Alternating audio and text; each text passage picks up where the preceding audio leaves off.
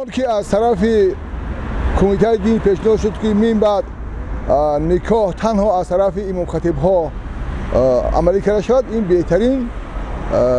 پیشنهاد در جامعه امروزی تاجیکستان می باشد. زیرا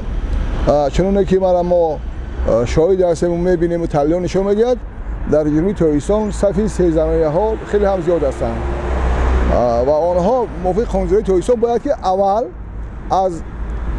قید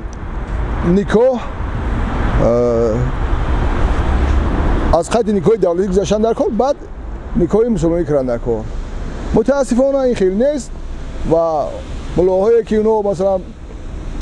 از قید نگذاشتن یا که ملاهایی که اونها یگان مسئولیت ندارن میگیرن یک مرد با چند زن نکاح میکنن. مثلا مردی هستن تا 10 زن دارن امروز. برای همین هم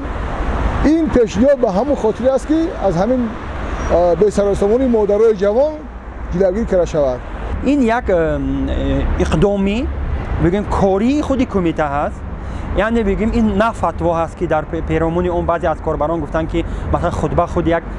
امر مستحب است و مثلا هیچ ربطی به نکاح ندارد و به خطبه هم میشود نکاح خواند، یا اینکه مثلا بعضی از کاربران و بعضی از مثلا افراد جامعه ما گفتن که اصلا نکاح چی لازم است برای جامعه دموکراتی. باید یک چیز رو تاکید کنیم که این نه یگان سندی بگیم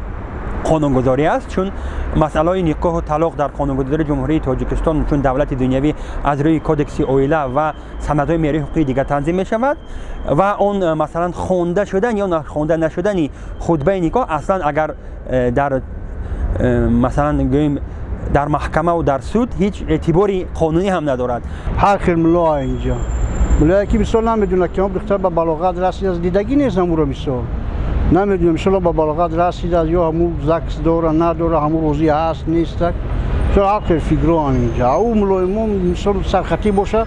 در همون قشلاق در همون مثلا جماعت در همون چه خیلیش میفهمم میدونه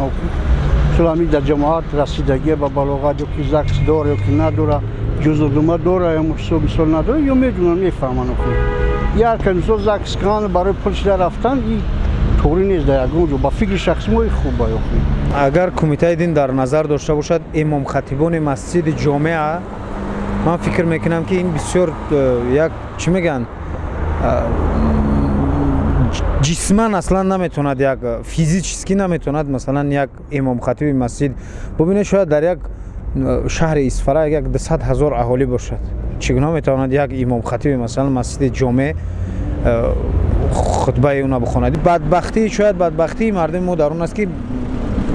نه اونایی که یعنی روحانی را قبول نداریم. یک